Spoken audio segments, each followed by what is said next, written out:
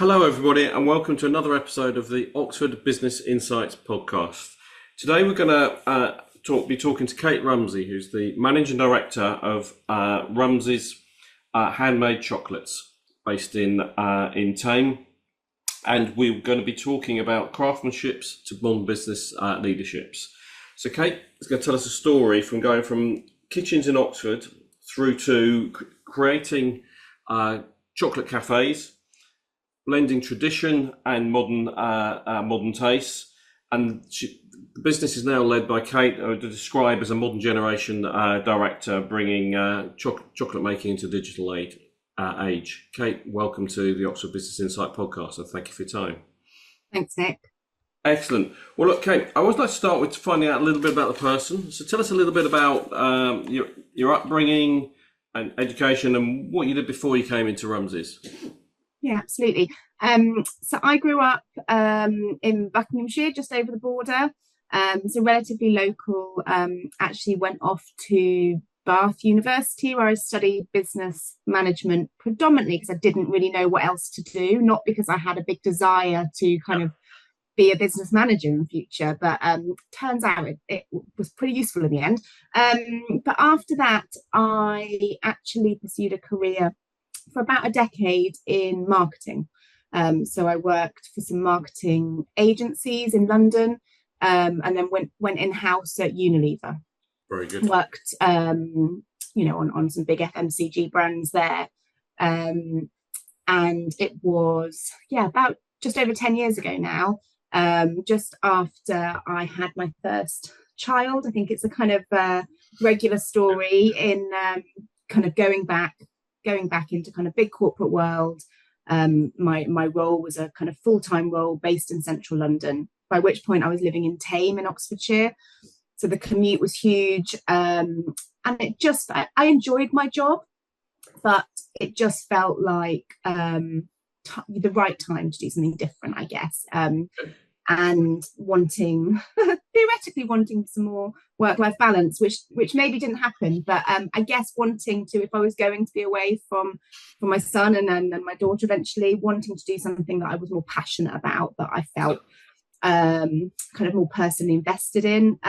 My mother and father-in-law, Nigel and Mary Rumsey, had their own company, Rumsey's Handmade Chocolates, which I had obviously since I'd known them and been involved in family, cared about and been involved in and helped them out with some of my kind of marketing work or digital work, things like that over the years as an ad hoc sort of helping hand. And, they talked about, the next generation and their sort of retirement plans and who was going to get involved. And I'd always loved the idea and I'd loved this business, but it never felt like the right time and my career. I was on that kind of career ladder and it suddenly did, and I was obviously struggling with going back to work.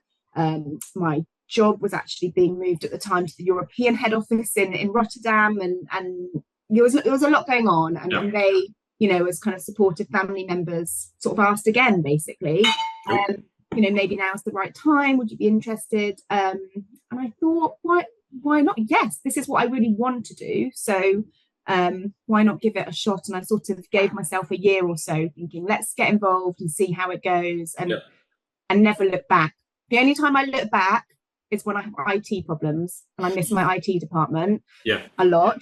I don't think I appreciated them enough at the time in corporate world, but yeah, broadly I've never really looked back. Excellent. Okay. So switching to the business itself, how did Rumsey's begin? I think it was Nigel, your father-in-law's vision to start with. So tell us a little bit about him and how he got the business started. Yeah, it's a lovely story. Nigel kind of straight from school went to catering college. Mm-hmm. So he's been a chef his entire life. And I think all chefs sort of harbour, or all chefs that I seem to have met anyway, harbour this love of and this dream of one day kind of owning their own place or doing their own thing. So I think that had always been at the back of his mind. But for years he trained, he was a pastry chef, so cakes, patisserie, did a little bit of chocolate work, but not a huge amount, but was very classically trained at some, amazing places in London and around the world. And actually was working, when he started Rumsey's, he was working at New College at Oxford University as a pastry chef, and made some chocolates for a banquet, for dinner one evening, that were a bit more involved, I think, than what they'd previously done, like chocolate decorations for cakes and petit fours and things. And everyone was like, these are amazing. These are the best chocolates I've ever had. And so and he really enjoyed the process of working with chocolate and making chocolate. And so he made another batch at home and gave them to friends and family. Again, amazing feedback. And it very organically sort of grew from there, like friends telling friends, people saying, oh, can you make some more chocolates for us? But this was 25, more than 25, maybe 30 years ago now. So it was, the idea of a side hustle really didn't exist.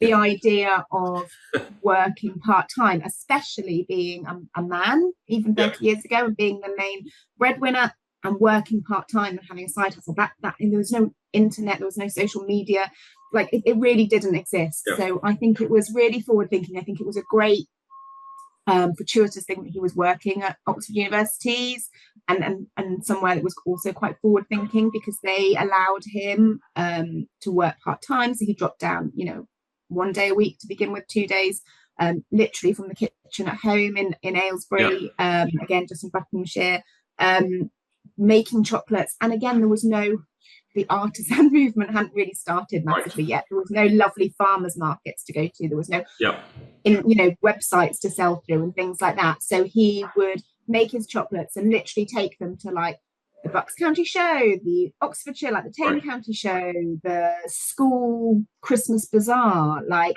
anywhere he could get the word out about the chocolates and sell them, that's where he'd go. And then my husband and brother-in-law kind of remember growing up as teenagers really, and at the busy times, so before say Christmas, they would on a Saturday be going to 4 or 5 different places. So it'd be like dropping my husband off with a trestle table and some chocolates at one school fete, and his brother going somewhere else, and his dad, their granddad, and going, like, it was a complete family affair right from the word go. And then people started to kind of phone, their landline, their home phone, turn up at their home door to pick up more chocolate, buy more chocolates from the chocolate man that they heard about. So that was sort of the beginnings of the story. Okay, well that's fascinating. And then you went from the sort of the home kitchen, and the first place was I tend to think of, because I know it better, than the Tame venue, but I think Wendover was the first place premises. Is that right? Yeah, it was. So people turning up at their home kind of was the point that was lovely, but also it just outgrew, after a few years of doing this from home, it outgrew. And like I said, this dream of having your own place as a chef.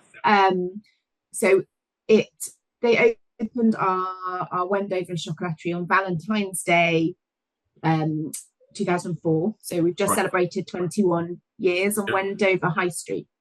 So Wendover, just not too far from Aylesbury, so not too far from where they were living.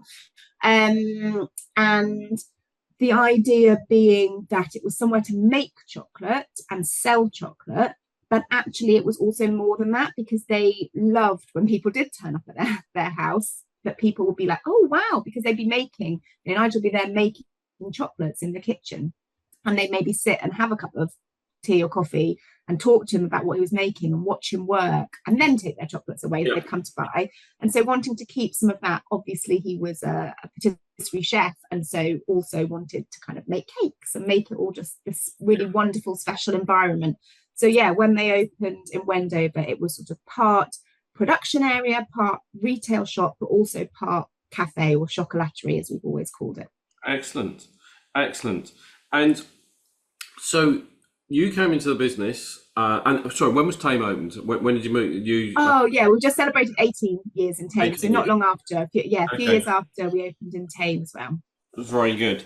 And so I'm fascinated by the fact, in terms of your business and particularly marketing experience, if you're in agencies but then working for Unilever, I mean, that really is the elite level of marketing. So How did that translate into running a small business when you came on board? I mean, other than the IT department, there's probably some other things you might have missed as well, or changes. That must have been quite a culture change, even though you knew the business pretty well.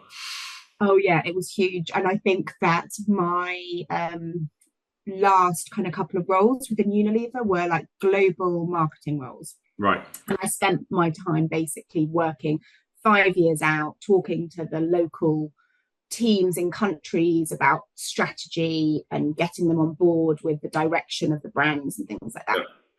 So I spent a lot of time on meetings and a lot of time in kind of PowerPoint presentations. And I will always remember I was about a week or two into kind of officially working at Rumsey's, not just helping on the side. And I had decided that we needed to really update the menu for the shops. It was really busy and you couldn't read it. And there was just a lot of things that needed to be updated on it. And so I wrote a PowerPoint presentation all about why we should invest some money in some new menus and what kind of things we should look at changing. And I sat down with Mary and Nigel, sat down with my mother and father-in-law, I requested a meeting and sat down and I opened up my laptop and went through a PowerPoint presentation and made the look on their faces. I don't think I'll ever forget. They literally looked at me like completely blank. Like, not that they didn't get what I was saying. They were just like, why on earth has she written us a PowerPoint presentation? They were like, great, just do it. And I was like, what do you mean just do it? Like, who do I get to do this? Like, they're like, well, you do it. I was like, well, don't we have a like marketing agency? And they're like, no, you just have to do it yourself, or find someone that's not too expensive to help you do it. And, this is who we've had things printed with before. Here's their details, speak to them.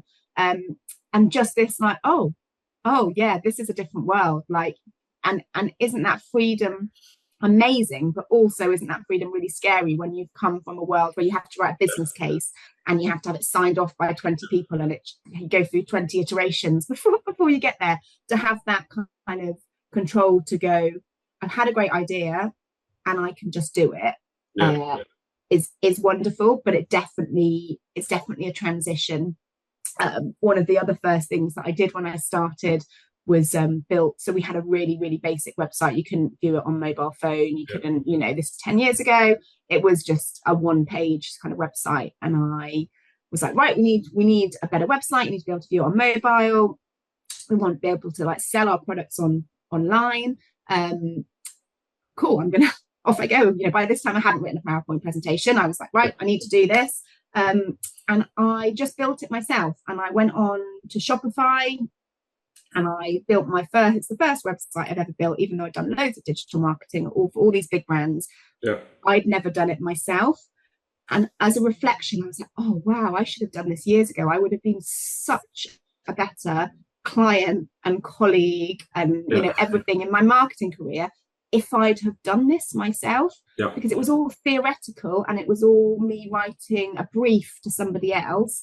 And then, yes, maybe somebody else coming back and saying, well, this is what we need to think about, or we can't do that because of X, Y, and Z. And I didn't always get it. But once I'd actually done that myself, oh, wow, I was like, this should be like, and maybe it is now, but this sort of basic piece of, if you're early in your career, just try and do things for yourself. Because even if before too long you have, like a multi-million-pound business and other people doing it for you, you will be so much better to deal with and so much more switched on to what you need to think about and what you need to know. So yeah, I think that the core marketing training and even kind of business training back to my degree, it gives me a really good foundation, but it's so different when you do it yourself and you don't always have big budgets to do it and you don't always have much time to do it either. Absolutely. Okay, so we've got to a situation where you're on board in the business established, getting new websites, or new websites, new menus. What was the transition with, was Nigel and still involved in the business at that time? Talk me through how it's evolved and what were the challenges, because I can imagine COVID must have had a big impact after you're in the business 4 or 5 years. So tell us a little bit about that transition. Yeah, so we all worked together for maybe 4 or 5 years, like you said, I can't remember the exact numbers, pre-COVID basically. So Nigel very much kind of head chef in his happy place in the kitchen, creating chocolates, making chocolates, doesn't really want to go anywhere near an Excel spreadsheet or a computer, even if he has to, just very much, creating magic in the kitchen. Yeah. So he was doing that. Mary, so his wife, my mother-in-law, very much kind of was a teacher in previous life, pre-Rumsey's, very much kind of ran the coffee shop side of things, but also all the business side of it, the invoicing, the payments, and everything like that. So I've sort of worked along, I'm not a chef.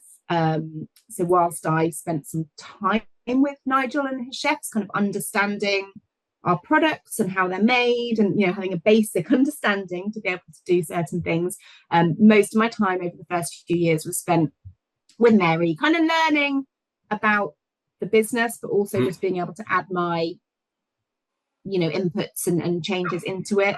We had a great relationship. They were very much open. That was, I guess, one of my worries in terms of working with your in-laws, and how that's going to be. But they were very much like, great, like open to. I never heard, oh, that's never worked before. We've never done it that way, or any of those kind of things that were obviously a bit of a worry. They were like, oh, great. It was always, that sounds great. Off you go and do it. That's ideal. And so, but yeah, the sort of prior to COVID, we'd already, right from the word go, we'd been talking about, their plans for retirement as a family, as well as a kind of business owners. So it was always on the cards. I think COVID was that sort of pivot point, really. Right. We very much shut down, obviously, the kind of cafe. I remember it was Mother's Day just before COVID, and things had already started to shut down a bit. I remember being with them. It was the last time we were all together for a while, but for Sunday lunch for Mother's Day at their house, and basically sat around talking about how we felt we should shut the cafes, and we did, and it was only a day before the actual kind of government stuff came in. So that shut it down, and then we sort of bubbled separately. So Mary and Nigel obviously were together anyway, so they would go in predominantly more to kind of the Wendover site to check up on stuff and keep things going, and then I would be there when they weren't, or in our Thames site. But yeah, I think that was the piece where things sort of changed. The way we ran our business changed a lot within that time, which I can kind of talk about a little bit more. But that was really a tipping point from us all working together. Yeah.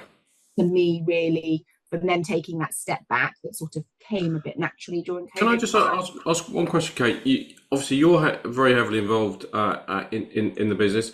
But you mentioned your husband. I think you mentioned a brother-in-law as well. Are they involved in the business at all, or do they go off and do non-chocolatey things in their careers?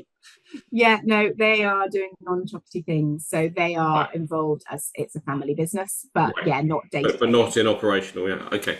Yeah. Okay. A lot changed. A lot changed in COVID. I think it's almost hard to remember, even though it wasn't that long ago. But it was a really scary time at the time. Mary and Nigel were also caring for Nigel's mother, who was in her 90s, and the idea of being around a lot of people, even when we were reopening, the idea of being around a lot of customers, even a lot of staff members, was quite scary for everybody, but was definitely scary for them in this kind of bubble that they created in caring for quite a frail elderly relative. So they naturally stepped back during that time, and so that transition, and then they kind of officially retired that next year. Okay, so sort of talk us through to from that sort of time when you were sort of, is that fair to say, from roughly 2021 you're in full day-to-day control? Is that a fair way of looking at it? Yeah. So that's what sort of how the business has evolved since that, because it sounds like COVID was, well, for anybody in hospitality, it was a very fundamental time. But in terms of how the business has moved on, and tell us a little bit about the product and experience you have today for if somebody comes into your doors, comes into Tame or Wendover today. Yeah. Okay. So the first part of your question, how things changed. So online, became huge for us. Right. I think COVID really was two halves for us. So the hospitality side obviously massively suffered. I mean, we just shut Mm. for a long period of time, and I can talk a bit more about that and the reopening. But from a chocolate retail, chocolate business side, actually, we saw quite a lot of growth Yeah. during COVID. So, like I said, I created this website. It was fairly basic, but at least worked in terms of people being able to buy our chocolate online. But no one really did. Like, we didn't market it very much. We didn't push it. Almost like I'd get a ping of an order and it would surprise me. I'd be like, oh, because it hadn't pinged for 2 weeks. And I'd pack up an order myself and I'd trundle it down to the post office and send some chocolate off to someone. And that was like life pre-COVID. And then COVID hit, and honestly, my phone ping, like it just, skyrocketed. And to begin with, it was local people that knew us and wanted to support us and wanted our business to survive, but couldn't come in anymore. And they would be buying chocolates either for themselves or sending, a lot of people, sending gifts to friends and family and people they couldn't see. We handwrite gift messages with all our orders, and honestly, it brought me to tears many times, the messages that went out during that period of time that I was writing. But then people obviously all around the country were being sent our chocolates, and suddenly, rather than my phone pinging and all the orders coming from a sort of 20-mile radius, we were getting orders from people in Newcastle and Scotland and Cornwall, and they were literally going nationwide. And we went really from a zero or very few pounds a year business of online to it now being, a six-figure number, basically. So we fundamentally, that changed a lot of things for us, because we didn't, like I said, it's just me packing up an order every now and again. So now we have a team. So there's a team of 3 people that work. We have a new space. So behind our chocolaterie and tame, we've taken some more kind of office space and repurposed it as like a fulfillment room. So we have a wrapping and fulfillment team now. Wow. So yeah, I mean, that's changed in terms of just the processes. And just having to understand, does that work sort of, is that busy the whole year through, or is it seasonal? I can imagine certain, I don't know, with Mother's Day, Christmas, etc. But it's seasonal for sure, but busy enough to the team. They're not seasonal teams; they're permanent employees. Because I know they're excellent corporate gifts as well, which might not be just for the seasonality. Yeah, it's amazing the amount of things. So I guess it's wrapping our chocolate almost takes as long as making it half the time. So things that they are doing now, for example, through summer months, are making up boxes. So let me just grab.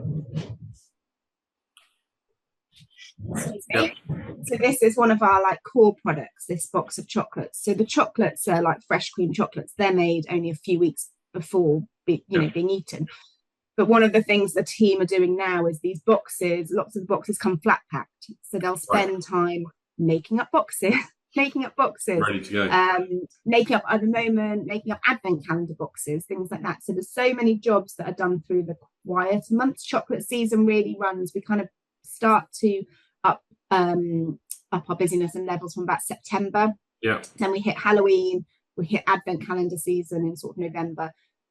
Christmas is the biggest time of year for us. We come out of Christmas into Valentine's Day, into Mother's Day, and into Easter. And then we sort of lull a bit after Easter. So that September to Easter time is sort of flat out for us. So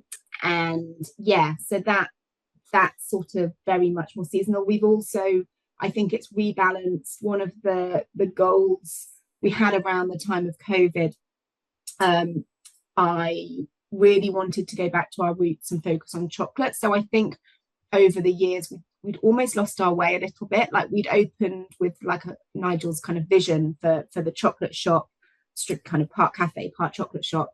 And cafe culture wasn't really a thing when we opened. People didn't really go out for coffee that much. There was only a few kind of Starbucks things around the place. And that's obviously changed hugely.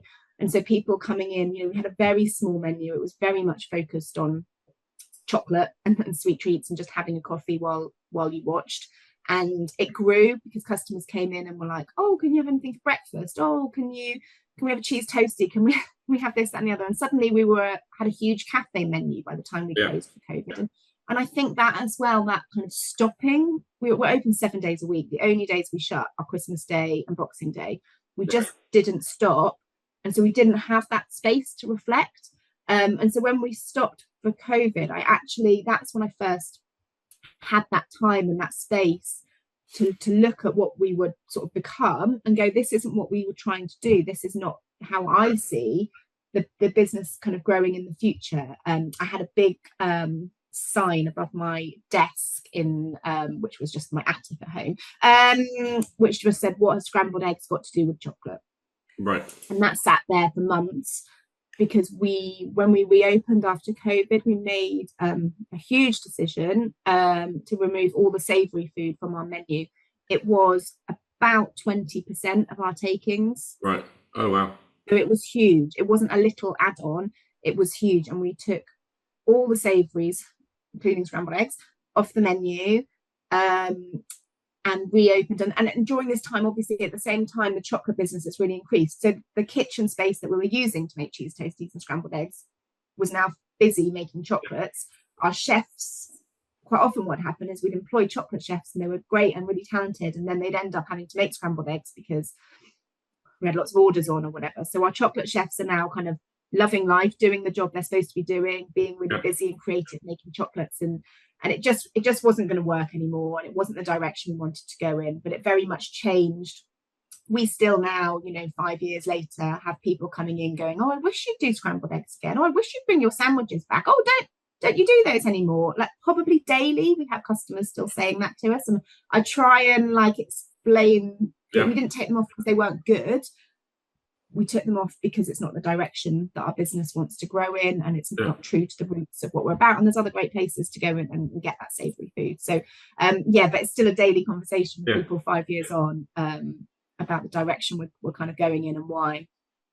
And does that, in terms of, I understand what you said with sort of the chefs that are basically chocolate focused now and probably want to be. What about for the staff? Are they the frontline staff, front of house staff? Is it easy to find the right staff? Do they need to have a passion for chocolate to really make it work for them and for you as a business? Yeah, I mean, staff is huge. It is. I mean, they're sort of vital to our business. Number one thing that we need to look at and look after, really. They're sort of the face of the business. It is, I think most people love chocolate, so I think the idea of working at a chocolate shop, I think quite often people have quite a romantic idea of what it's going to be like, and the reality is actually it's really busy, and they still have to kind of clear tables and do pot wash and all that kind of stuff that goes on. It's not just eating chocolates and making nice mochas and things like that.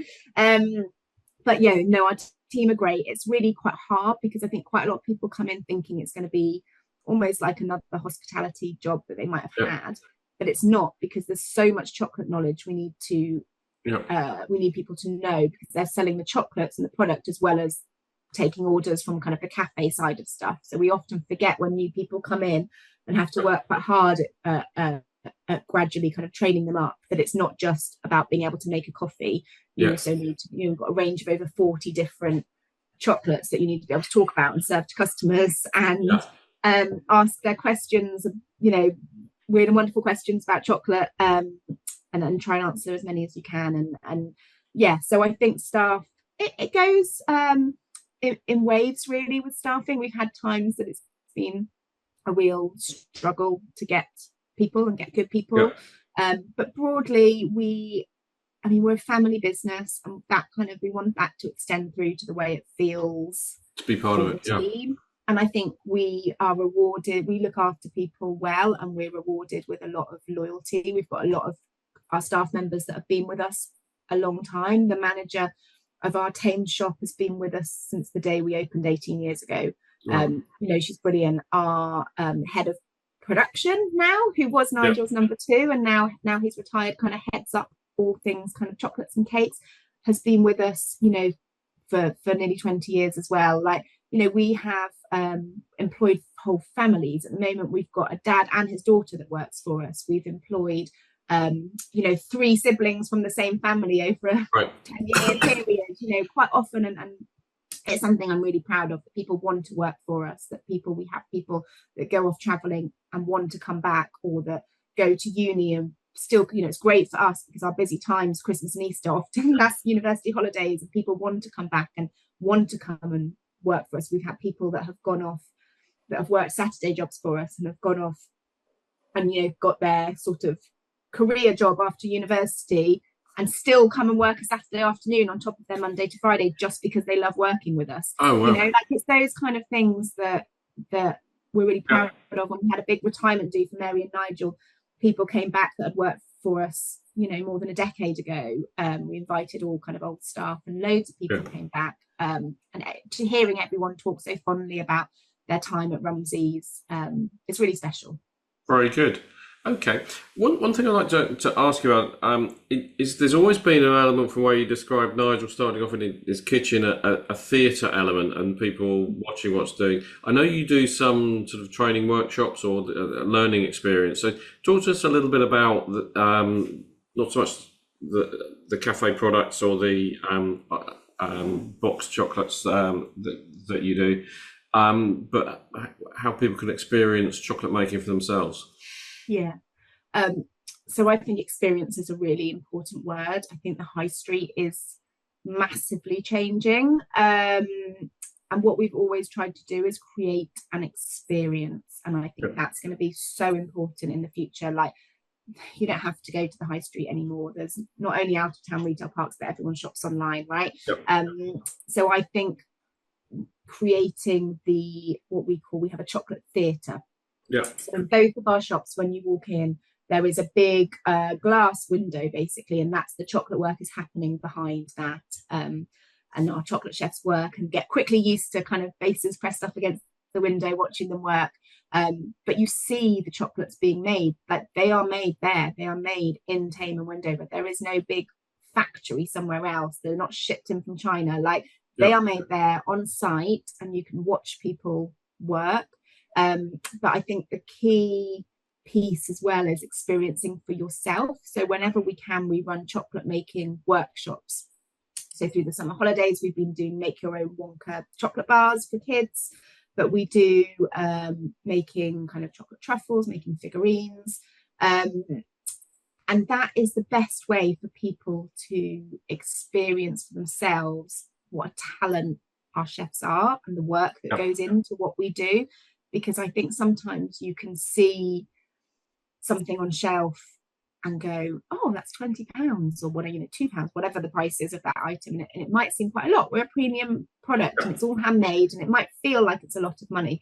But actually, when you spend time trying to make it for yourself and you go, wow, okay, they're pretty skilled to be able to do that. And oh, actually, this is quite time consuming because I'm basically painting, let me grab this. This is another product, a kind of figurine product. And so these are literally created one by one. People are, you know, almost like a work of art, like painting on the feathers, the eyes in different directions. Everyone's unique. And when you get to do that for yourself, whether you are 5 or whether you are 105, you know, we've had whole multi-generational family groups come, and it's a lovely activity to do together. And everyone walks away with such a better appreciation of what we do and the work that goes into it. And I think it just brings that kind of handmade element to life. It makes, that's the difference really in what we're doing. But I think, like I said to begin with, that having that experience going on is just, I think that's so important. It's something we never want to kind of get rid of. We never think about opening a, you know, oh goodness, I can talk about business rates and all sorts, but being on the high street. But I want people to be able to see what we do, and you can see, you know, as you walk past the shop in Tame, you don't even have to come in. The window actually expands to outside to be able to see the chefs working. And it is a real life kitchen. So sometimes people are really disappointed because they come in expecting to see amazing chocolate work, and actually the chefs are cleaning because that has to be done. Or we had a delivery arrive and they're putting it away. But most of the time there's exciting chocolate work going on, and it just brings it to life, I think. Okay, so in terms of the business as of now, you've obviously got the retail cafes, you do online business consumer, and then you do sort of wholesale or corporate gifting. Roughly, how does the business balance up overall? What percentage goes through each of the cafes, the online B2C, and the gifting area, corporate gifting area? Yeah, for sure. So, goodness, how to break it down? So we have, I would say, roughly a third Yeah, to half of our business is chocolate sales across all the different channels, and yeah, then the other slightly over a half is sort of what we would call kind of our cafe sales. right, And the cafes, whether it's the chocolate purchasing or the kind of cafe items, is definitely the biggest right. element for us. So that's sort of 75% Yeah. of our turnover comes through the Okay. shops, whether that's chocolate or cafe items. And looking forward, looking to the future, sort of where do you see sort of the potential growth in the business and sort of other market opportunities? Because you know it is one of those products that organic growth is great, and people will tend to know and recommend a sort of a product like that, as you said, from right in the beginning when it was Nigel's working from home. So where do you see growth going forward? So I think that it's an interesting one. If we'd have been speaking a couple of years ago, I would have probably been talking right now a lot more about wholesale. The idea of getting our brands, our Rumsey's chocolates, into premium retailers, getting our brand out there. We know that our chocolate is good enough to sit amongst kind of the best in the world. We get that feedback all the time from people that say, oh, I got this chocolate from, I don't know, Fortnum's or wherever, and it's not as good as yours. But, kind of getting our brand recognition up there through those retailers. Times are really tough in the world of chocolate at the moment. Chocolate and cocoa prices are sky high. Obviously, seeing wage rises, there's just rises everywhere. And so actually being able to have the margins to make wholesale work was kind of tough 2 years ago. It's sort of impossible now. There's just been so much squeeze on margins, and whilst price inflation obviously is a thing, it's not at the same rate as the costs are going up. So sort of a bit of a pivot really from focusing so much on wholesale. We've got a few kind of wholesale things going on, but it's not really a big focus because it's just not so profitable for us anymore. Corporate gifting you touched on already, and that's something I think there's a really big opportunity in. So we have done quite a lot of corporate gifting, but very much reactively. Like, people come to us because they know us locally and enjoy our chocolates and say, oh, I want to give some chocolate to my team for this Christmas, or could you create, we've done all sorts of things. Like, we created for one of the science businesses in Oxford Petri dishes with chocolate sprinkles to look like salmonella. I don't know the full details of the event that they were doing, but they were like, can you create chocolate Petri dishes with, sent us a picture of what salmonella looks like under a microscope, and we kind of recreated it. We can do like custom, we do quite a lot. We've got a big order on at the moment with this kind of chocolate box, but with custom branded ribbon. We can do transfers on chocolates and things like that. So we can do quite a lot, but at the moment we've not really shouted too much about doing that. We've supplied Premiership football clubs, and we've supplied, famous people that I can't talk about and things like this. But yeah, I think that's a great opportunity for growth for us. And so actually being a bit more proactive in talking about what we can do and kind of reaching out to businesses, and not just waiting for the phone to ring for us. So that's an area, especially going into this Christmas, that we're going to look. Okay, well, I can certainly see that growing. We haven't had any thoughts about opening more cafes in other locations. I know it's challenging. Oh, never say never, Nick, but definitely not right now. It's really hard running a bricks and mortar business. Things, I guess, what I hadn't really appreciated. You often think about the startup cost of something like this, which obviously would be a consideration in more premises. But I think what people probably don't really appreciate so much is that things break all the time. Like, honestly, the maintenance both, I mean, in the last few weeks, like both dishwashers and both shops have broken. Like, we've the wall at the front door, there's just so much maintenance and upkeep. And obviously we've been there a decent amount of time now. So everything that was new and then was refreshed after 10 years is now it's another 10 years. And close to that, yeah. So I guess, it just feels it's quite relentless. It's quite expensive. It's also quite time consuming. And to be honest with you, it's not the part that I'm sort of super passionate about myself.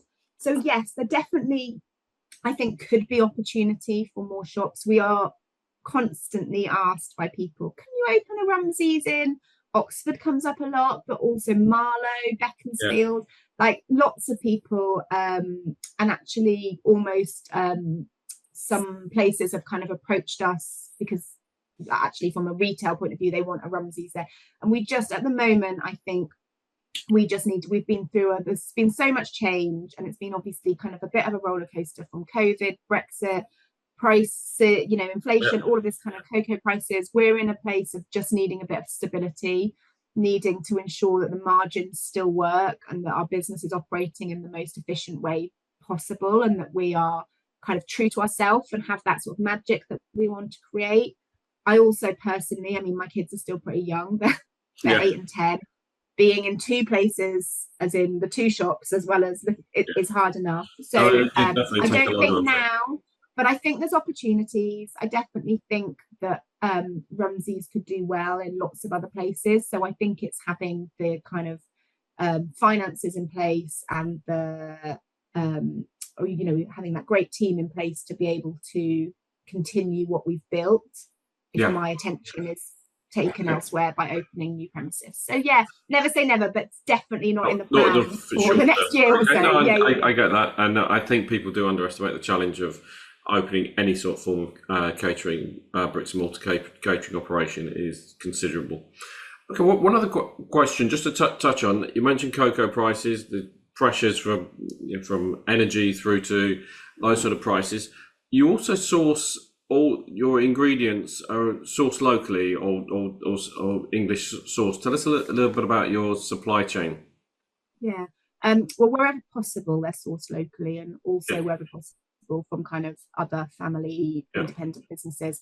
Obviously, we can't source the cocoa and the chocolate locally, but that's kind of sustainably sourced. We actually, so there's a bit of a difference between, probably should have covered this up front, but a bit of a difference, I guess, between a chocolate maker and a chocolatier. So a chocolate maker is obviously somebody that makes the chocolate, so kind of takes the cocoa beans and roasts them and turns that into chocolate, which requires quite a lot of machinery. Quite often people that have gone into that might have gone in from more of a factory or bread making, that kind of stuff. And there's a lot of amazing craft chocolate makers out there making great chocolate. A chocolatier, which is what we are at Rumsey's, we do not make the chocolate, but chocolate is the main ingredient we work with. So we buy in great quality chocolate from various other suppliers and use that to create like the truffles and things that we're doing. So it's the main ingredient. But quite often people that become a chocolatier, it's about working with chocolate. So it's about understanding flavors. So that background Nigel had in patisserie, that's often the route people come into it, because you're making different truffle flavors, you're mixing different elements together, different layers, different ganaches, different textures.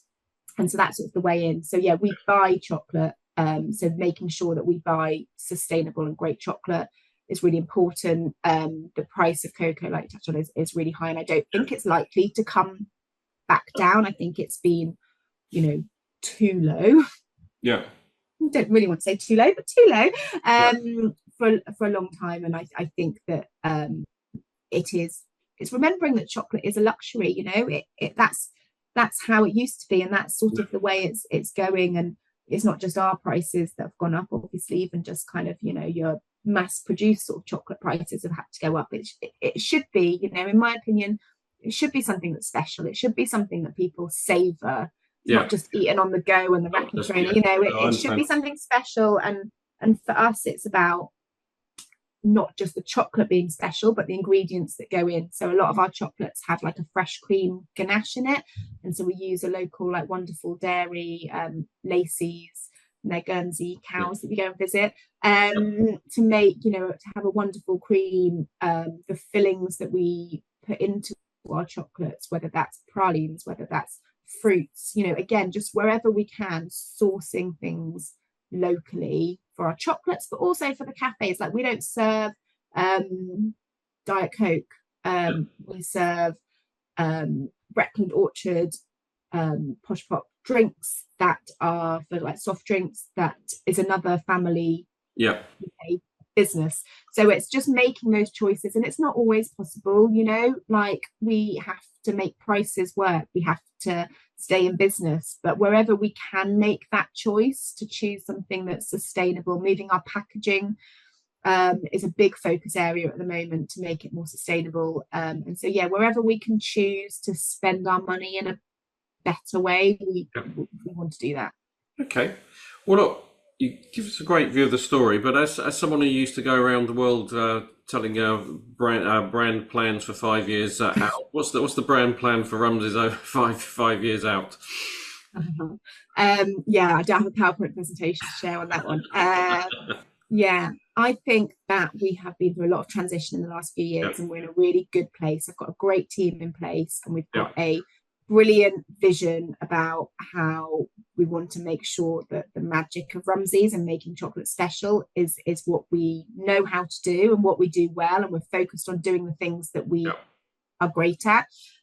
So for us now, there's a kind of due diligence in making sure our business is now run in the most efficient way, which is a bit boring, really. We want to talk about amazing new flavors and all of that kind of stuff, but doing that piece in just making sure that we are as profitable as we need to be, because there has been times in the last few years that it is tough. Like, I do not take a paycheck home every month because there just is not the funds left to do it. Like, I have to pay the team and everything else, and there's just nothing left. It's not an easy business to be in at the moment, and I think we're starting to see green shoots out of the end of this, but ensuring that we've got a business that is still here in 5 years means doing a lot of work at the moment on the profitability and the margins, ensuring that we are charging the right prices.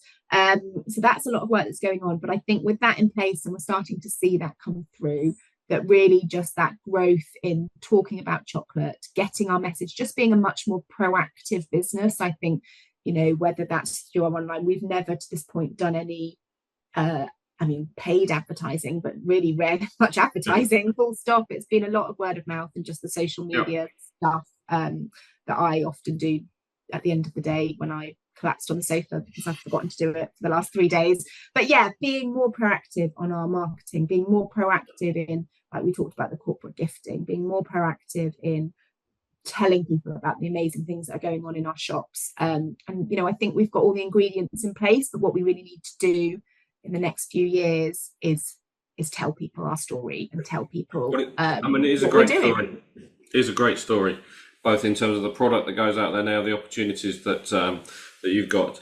So look, if tell our listeners how the best way to find out about you. You've got a website. You mentioned social media, both for people that might be interested in the product or coming to the cafe, whether they be individual consumers or corporate.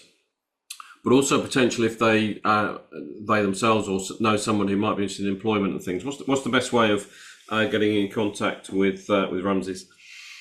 So our website's just rumseys.co.uk. So you can obviously look at lots of information on there. hello@rumseys.co.uk is the email address, and that comes to me.